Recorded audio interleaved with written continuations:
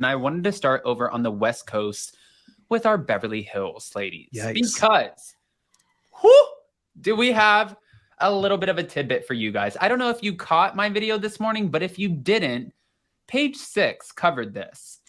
Yesterday, Erika Girardi ended up going to a restaurant, the Valley Inn restaurant in Los Angeles for a Paul's ice cream event. Okay?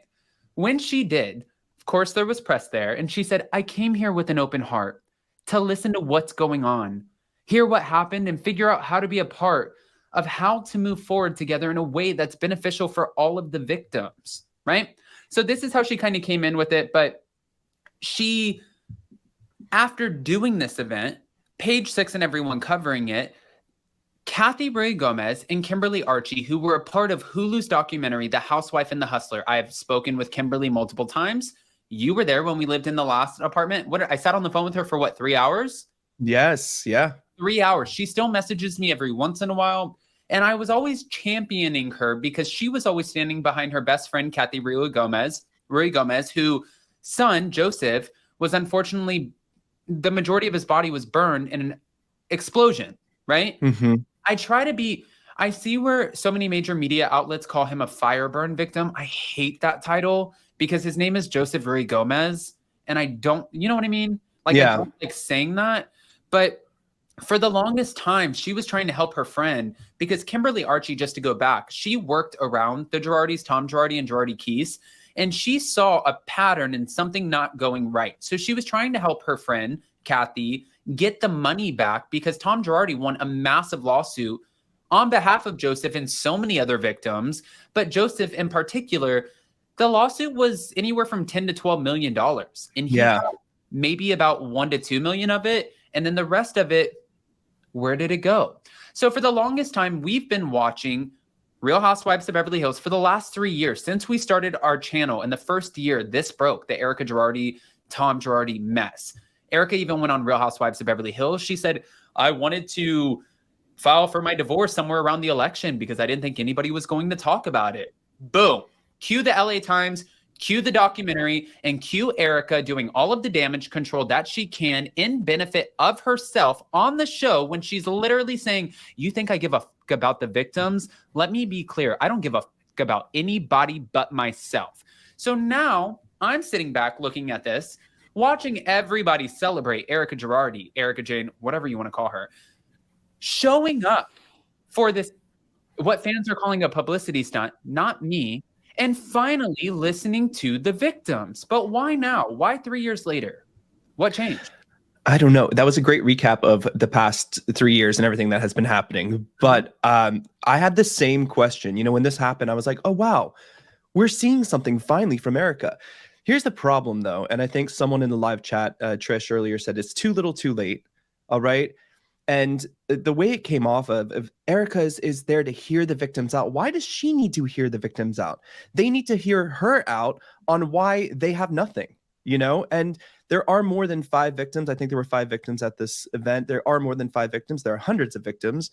So I just feel like this is just, it is too little too late. I want to root for Erika so bad. I feel like she got caught up in a huge mess, you know, a very, very big mess. But I feel like a little goes a long way, but now it's just too little too late. And where was this the first time, you know, when everyone was like, why aren't you talking about the victims? Why can't you do anything? And now we're doing this at, you know, the Valley Inn Motel in Encino. Like it's weird. By the way, I don't want to take away the fact Erika has a huge presence. She has a huge online presence. She has a lot of reach. So if she is going to use that to do the right thing, I'm totally here to applaud her for it. But I am sitting back the same way that everybody else is saying, why now? Is it the Vegas residency at whatever bar? Of course it is. Absolutely, because people need to buy tickets for this. And also, The Real Housewives of Beverly Hills is coming back on. Apparently, she had a great season filming. So, you know, they're calling it her redemption season. Right. So in order to get this redemption season, this is the thing. This event, this small kind of event, while it's great, and I think it's definitely great PR for her, why isn't she being louder? Right. You know, why isn't she being more forceful in what she's doing? Like, let's say, like, and I'm not saying like there's no right way, blah, blah, blah, but she could be on she can make a statement. She's never made a statement. She could get on a live. She could do something else, you know, and I just feel like it's too little, too late. Hopefully the redemption season will go well and her show will do well. As long as she's better than Tom Sandoval, which I've heard she is, she will do very well selling out. You are shady as hell. Shady. I'm not shady. I'm truthful, Adam.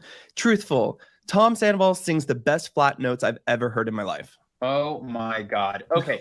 Well, I want to bring these up real quick because I also see where a few people are posting this in the live chat. And I see Erika was in the middle of many lawsuits against her. She could not say anything. This is true too. Hold on. No, it's not. Well, I also, if she's getting legal advice to not talk, like that's something I've always kept in mind during all of this. But okay, go ahead. No. Okay. Yes. No, okay. Absolutely not. I covered this with Emily D. Baker for the longest time. You sat there and listened to it, and Emily said, why did your attorney, even if you feel like you cannot speak on behalf of the victims because it might look like you are owning up to something that you never did or had no knowledge of, I understand. Why did your attorneys not put out a statement? You have these guys on retainer.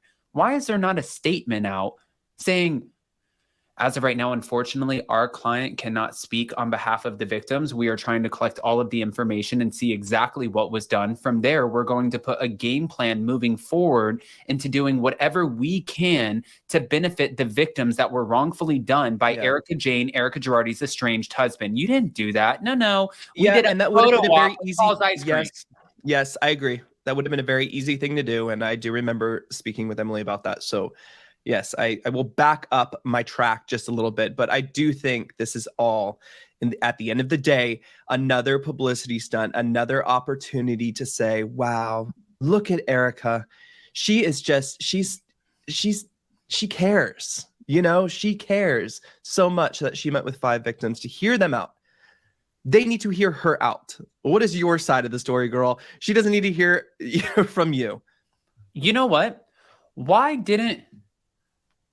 Just wondering, Erika, why didn't we host a lunch at our $10,000 a month rental in the backyard since it was only 5 victims? It's better than the Valley Inn. I can tell you, we used to live next to the Valley Inn. Why didn't we have a lunch and have a conversation about how to move forward?